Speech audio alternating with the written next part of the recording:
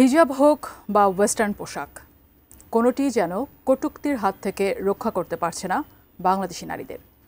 পোশাক ব্যক্তিগত স্বাধীনতার বিষয় হলেও রাস্তাঘাট থেকে শুরু করে শিক্ষা প্রতিষ্ঠান, মূলত সব জায়গা থেকে প্রায়ই শোনা যায় পোশাক নিয়ে কটু মন্তব্যের অভিযোগ।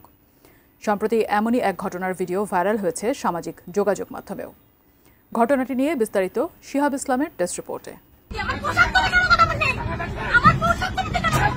ঢাকার এক লোকাল বাসে নারীর পোশাক নিয়ে কটূক্তি করার ভিডিও সামাজিক যোগাযোগ মাধ্যমে ভাইরাল হয়েছে। ভিডিওতে দেখা যায় জিন্স ও টপ পরিহিতা এক তরুণী বাসে উঠলে এক যাত্রী তার পোশাক নিয়ে আপত্তিকর মন্তব্য করেন।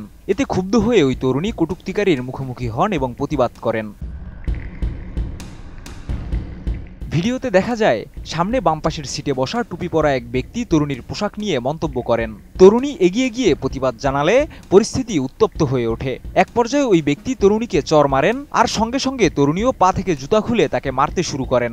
দুজনের মধ্যে হাতাহাতির এক পর্যায়ে মেয়েটি পড়ে গেলেও আবারও উঠে ওই ব্যক্তিকে জুতাপেটা করতে থাকেন।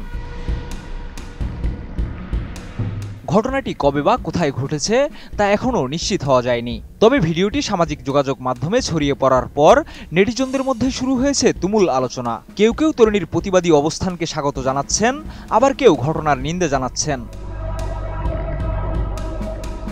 বিজলি কেবলসের স্কিন কোটেড ইনসুলেশন আগুন প্রতিরোধী। বিজলি কেবলস, নিরাপদ আজীবন।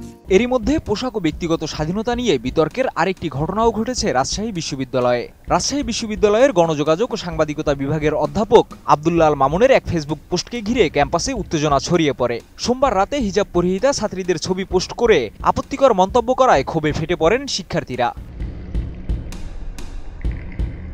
হাজারো শিক্ষার্থী অধ্যাপক মামুনের শাস্তির দাবিতে স্লোগান দেন ও মিছিল করেন। পরে বিশ্ববিদ্যালয়ের উপাচার্য ও বিভাগের সভাপতির কাছে 5 দফা দাবি পেশ করেন কেন্দ্রীয় ছাত্র সংসদ রাকসু।